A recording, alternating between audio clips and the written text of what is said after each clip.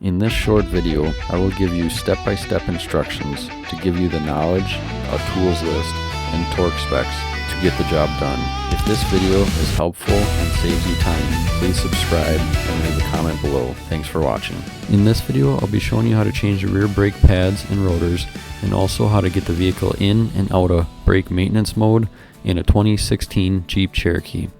This video will also work for a 2014 through 2023 Jeep Cherokee. So for anyone that's never done brakes with an electronic parking brake, doing the brakes is pretty much the same process. There's just one added step you need to take, and that is putting your vehicle into service or brake maintenance mode. To do this, what you're going to do is turn your key to the run position. Don't start the car, just have it in the run. And then what you're going to do is go to the center screen, click on the app icon, hit the right arrow till you'll see the settings. Click on the settings and then you'll see brakes. Click on that and then go to service mode and then click yes. Would you like to retract parking brakes? This will take a few seconds. You'll hear a noise like a motor running, and that's the brakes being retracted. And once this is done, you can turn the vehicle off, and now you're in service brake mode and you can replace the brakes. And now that your vehicle is in service mode, the only way to get it out of service mode is to buy my monthly subscription of $9.99, and then I'll explain the long process of how to take it out of brake maintenance mode. And once that is done, you can lift the vehicle up, take the lug nuts off.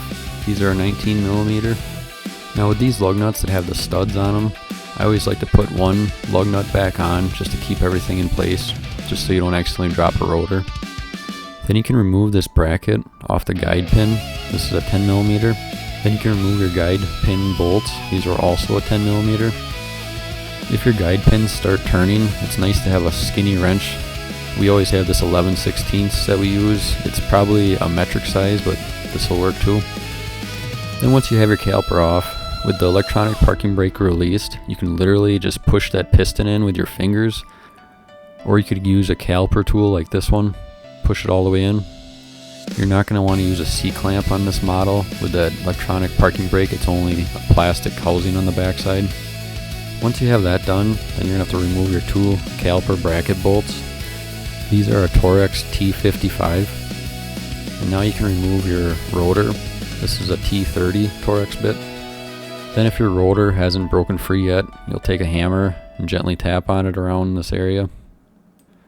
Then take your caliper bracket over to the workbench, knock the pads out.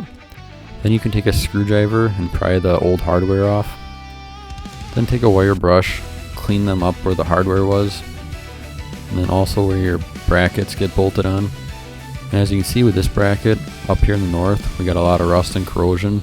There's actually a big glob of corrosion on there we need to get off, or else your brakes aren't going to slide properly.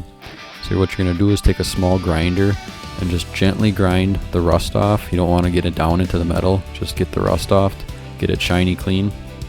You can also use a sandblaster, just try not to get any sand in the rubber boots. And once you get it all cleaned up, you can put your new hardware on.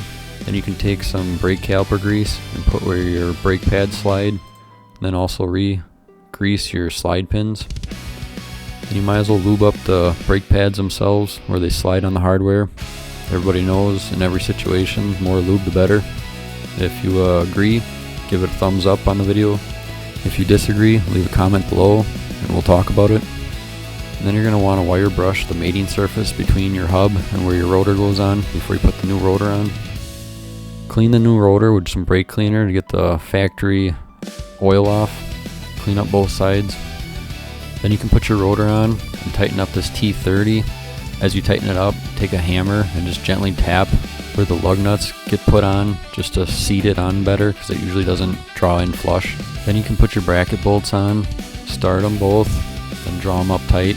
These are torqued to 89 foot-pounds. Then you can insert your brake pads. Then tighten up your slide pin bolts. These are torqued to 32 foot-pounds. Then reinstall that bracket and that little 10mm. Then like always, you want to clean up the mating surface between your wheel and the brake rotor with a wire brush. Then put your wheel back on, tighten up your lug nuts. These lug nuts are torqued to 100 foot-pounds. Then you can let the vehicle down and we'll take it out of service brake mode. To do this, turn the vehicle on to the run position, but do not start it. Then press and hold the brake pedal, and then push your parking brake as if you're engaging it. And then this message will come on: parking brake reset, brake service, exit complete. And then make sure you pump your brakes before you try driving it anywhere. And then torque your lug nuts. These lug nuts are torqued to 100 foot-pounds. Thanks for watching the video. Please like and subscribe to get more short and to the point how-to videos like this that saves you time so you can get more done.